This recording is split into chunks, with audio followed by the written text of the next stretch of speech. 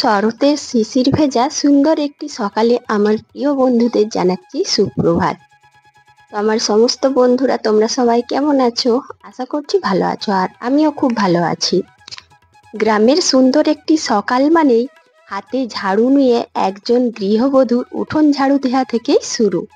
হ্যাঁ প্রিয় বন্ধুরা, এটাই কিন্তু সত্যি। গ্রামের দিকে যখনই সকাল হয় জানবে যে একজন গৃহবধূ সকালবেলাটা শুরু করে হাতে ঝাড়ু নিয়ে উঠোন ঝাড়ু দেওয়া থেকে। আর এটাই কিন্তু আমাদের গ্রামেও হয়ে থাকে। তো প্রিয় বন্ধুরা, আমি মুনমুন ছোট্ট একটা গ্রাম থেকে তোমাদের জন্য প্রতিনিয়ত নিয়ে চলে আসি ছোট্ট ছোট্ট একটা করে ব্লগ। প্রতিদিনকার মতন আজকেও একটা সুন্দর ব্লগ নিয়ে এসেছি, আশা করছি তোমাদের ভালো লাগবে। আজকে আমার চ্যানেলে যে সমস্ত বন্ধুরা নতুন এসেছো তারা যদি দেখো পুরো ভিডিওটা, যদি ভালো লাগে অবশ্যই একটা লাইক কমেন্ট করে পাশে থেকো। আর পুরনো বন্ধু তোমরা সবাই পাশে আছো, পাশে থেকো। অনেক অনেক ধন্যবাদ তোমাদের এত ভালোবাসা দেওয়ার জন্য। দেখো আজকে আমার সকালটা শুরু হয়ে গেছে। যেহেতু আমি গ্রামে থাকি, সত্যি বলতে আমারও কিন্তু সকালটা এইভাবেই শুরু হয়। হ্যাঁ, প্রতিদিন ব্লগটা কিন্তু এই ঝাড়ু দেওয়া থেকে তোমাদেরকে দেখাই না, কারণ প্রতিদিন তো আর একই রকম জিনিস দেখতে তোমরাও পছন্দ করবে না। আর আমিও কিন্তু প্রতিদিন কাজটা করলেও দিতেও ভালোবাসি না। একই রকম জিনিস কেন তোমাদেরকে দেখাবো, তাহলে তো আর তোমরা ভিডিও দেখবে না।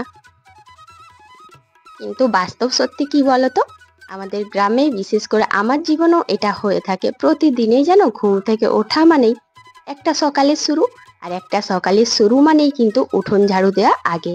হ্যাঁ, উঠোন ঝাড়ু দেওয়ার আগে এই দুয়ারে তুলসী থানে মারুলি দেওয়া হয়, কিন্তু প্রকৃতপক্ষে শুরুটা হয় হাতে ঝাড়ু নিয়ে। হয়তো অনেকের কিন্তু অন্যরকম ভাবে সকালটা শুরু হয়, খুবই সুন্দরভাবে। আমারও কিন্তু সুন্দর লাগে, তবে হাতে ঝাড়ুটা নিয়ে যখন ঝাড় দিই, প্রকৃতির এই সুন্দর ঠান্ডা ঠান্ডা বাতাস আর প্রকৃতির এই দৃশ্যগুলো দেখতে দেখতে কিন্তু মনটা ভরে ওঠে। সকালে যে কাজটা অবশ্যই করতে হয় গ্রামের দিকে, সেই কাজটা আমি করে নিলাম। এই যে উঠোনটা ঝাড়ু দিলাম, নোংরা উঠোন কিন্তু একদমই ভালো না। তারপরে ছেলেকে পড়াতে এলাম। হ্যাঁ, গ্রামে থাকি ঠিকই, কিন্তু এই জিনিসটাও অবশ্যই করতে হবে। একজন মা হিসেবে একজন সন্তানের পড়াশোনা, সামাজিক শিক্ষা, আদব কায়দা সমস্ত ভালো গুণগুলো কিন্তু ওকে দিতে হবে। আর তার মধ্যে কিন্তু পড়াশোনা অবশ্যই প্রয়োজন। তো দেখলে ছেলে যখন দেখলো যে ক্যামেরাটা চালানো আছে, তোমাদেরকে একটু হাই করে দিল।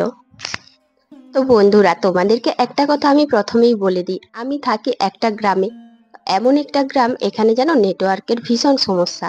তাই ভিডিও আমি যতই বানাই না কেন, ভিডিও আপলোড দিতে আমার কিন্তু কোনো টাইম মেনটেন হয় না। কোনোদিন আগে কোনোদিন পরে, ঘড়ি ঘন্টা ঠিক নেই বললেই চলে। তবে এতে কিন্তু তোমরা অনেকেই আমার ভিডিও দেখছো না, তো প্লিজ একটু সময় করে ভিডিওগুলো দেখে নিও। বাসন ধোয়ার পরে এই যে কলপাটটায় কিছু এঁঠো টুকরো টুকরো রুটি ছিল, এটা ওটা থাকে, তাই একটু ধুয়ে দিলাম। কেন বলতো, এরপরে ঠাকুর বাসনগুলো ধোবো, তো তো সেই জন্য কলপাটটা ভালো করে পরিষ্কার করে নিয়েছি। সকালে সবার জন্যই চা করেছিলাম, সবাই চা বিস্কুট মুড়ি খেয়েছে, কিন্তু জানো আমি খাইনি। আর সত্যি বলতে আমার আজকে খেতেও ইচ্ছে করছিল না। তবে এতক্ষণ কাজকর্ম করলাম, আর মাঝখানে ছেলেকে আর একটু পড়িয়েছি। এখন একটু বেলা হয়েছে, খুব বেশি বেলা যে তা নয়। হয়তো ধরতে পারো যে শহরের দিকে এখনো সকাল হয়নি। এখন যেন মনে হলো যেন একটু খেয়ে নিই।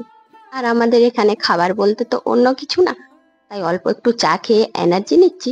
আর অল্প একটু বাটিতে মুড়ি নিয়েছি, যাতে করে সারাদিন কাজকর্ম করলেও যেন একটু পেটে ভাত থাকে।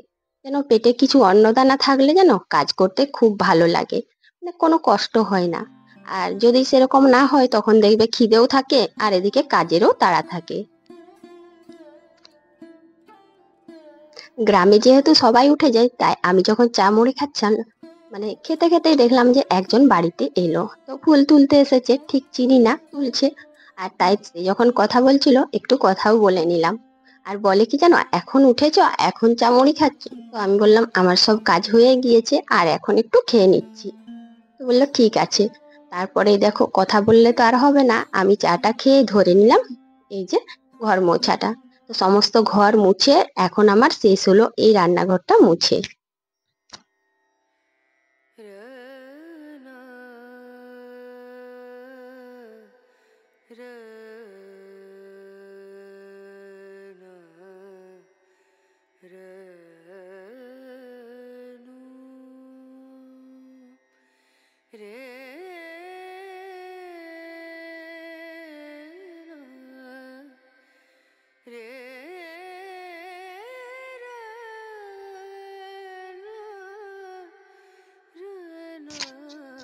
শুধু যে বাড়ির কাজকর্ম করলেই হবে এমনটা না, গ্রামের গৃহবধূদেরকে কিন্তু প্রতিদিনই পুজো অর্চনা করে নিতে হয়, আর এটাও কিন্তু সময় করে।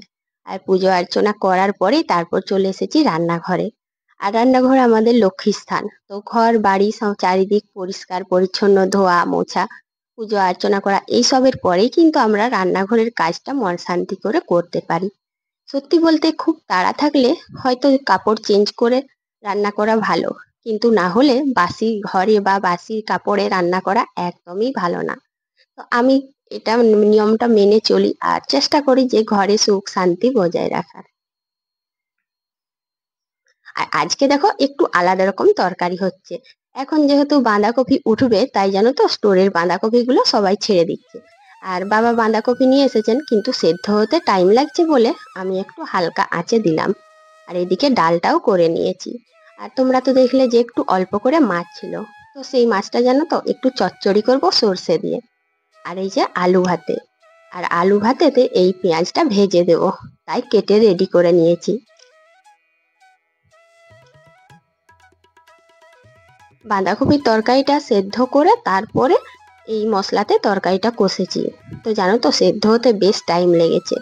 আসলে এই অসময়ের বাঁধাকপি স্বাদ থাকবে না, তাই স্বাদ আনার জন্যই যেন একটু মাছের মাথা দিয়ে ভালো করে কষে নিচ্ছি।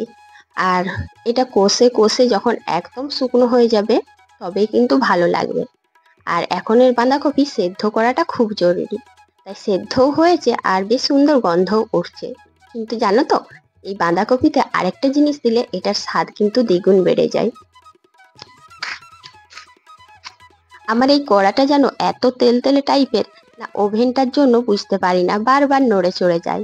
এই যে দেখো, এই বাঁধাকপির তরকারিতে একটু ঘি মিশিয়ে দিলাম। যেমন মাংসতেও অনেকে একটু ঘি মিশিয়ে দেয়, মাংসের স্বাদটা একটু অন্যরকম লাগে, খুব টেস্টি হয়। আর আমি বাঁধাকপিতেও একটু মিশিয়ে দিলাম। হ্যাঁ, তবে নিরামিষ বাঁধাকপিতে অবশ্যই কিন্তু ঘি দেবে, তাহলে ওই নিরামিষ বাঁধাকপিটা কেউ বুঝতেই পারবে না যে নিরামিষ। এরপরে দেখলাম হঠাৎ করে মেঘ ধরেছে। আর এদিকে কিছু জামা কাপড় কেচেছিলাম, সেগুলো শুকনো হয়ে গিয়েছে। আর হাতটাও ফাঁকা ছিল, কোনো কাজ ছিল না, তাই জামা কাপড়গুলো তুলে এনেছি। আজকে কিন্তু এখনো খাওয়া দাওয়া হয়নি। আজকে আমি খাবারগুলো টেবিলে রেখেছি, ওই যে পেছন দিকে আরেকটা টেবিল থাকে। আর এখন ভাবছি গ্যাসের টেবিলটা ভালো করে পরিষ্কার করে নিই, আর রান্না করার যা বাসনপত্র খাওয়া দাওয়ার আগে ধুয়ে নিই। এতে করে কি হয় বলো তো বন্ধুরা, অনেকটাই কাজ এগিয়ে থাকে। আর আমাদের মতন গৃহবধূদের যারা গ্রামে থাকে তাদের তো নানান রকম এক্সট্রা কাজ থাকে। তো কখন কি কাজ আসবে তাই জানো তো একটু কাজটা এগিয়ে নিচ্ছি। আর তোমরা দেখলেই তো যে গ্যাসের ওভেনগুলোর পায়াগুলোতে কি ময়লা জমেছিল। আর সব ময়লাগুলো তুলে সমস্ত যে বাসনপত্র ছিল রান্নার সব বাইরে রেখে দিয়েছে, টেবিলটা মুছে নিচ্ছি। এখন রাত্রি হয়ে গেছে, মাঝখানে দুপুরবেলায় একটু ছেলেকে নিয়ে শুয়েছিলাম আর একটু ভিডিও এডিট এইসব এটা ওটা কাজ, আবার বিকেলের কাজ সব করে সন্ধ্যের সময় এখন রুটি বানাচ্ছি। আর রুটি বলতে আজ কিন্তু রুটি করছি না, আজ এই যে দেখো পরোটা বানাচ্ছি, তবে রুটির মতনই আকারটা। আর আমাদের বাড়িতে এটাই এখন বেশি পছন্দ করে যে রুটির মতন আকারে পরোটা বানানো হবে। এতে করে পরোটার যে সাইডগুলো সেগুলো মোটাও থাকবে না, আর এটা কিন্তু খেতেও ভালো লাগে। তো বন্ধুরা, আজকের এই ছোট্ট ভিডিওটা তোমাদের কেমন লাগলো? যদি ভালো লেগে থাকে অবশ্যই সুন্দর সুন্দর করে একটা করে কমেন্ট করবে। দেখো, আমি প্রতিনিয়তই আমার জীবনের সমস্ত কিছু ঘটনা তোমাদের সঙ্গে তুলে ধরার চেষ্টা করছি, তুলে ধরবো। তো সবাই একটু পাশে থাকো আর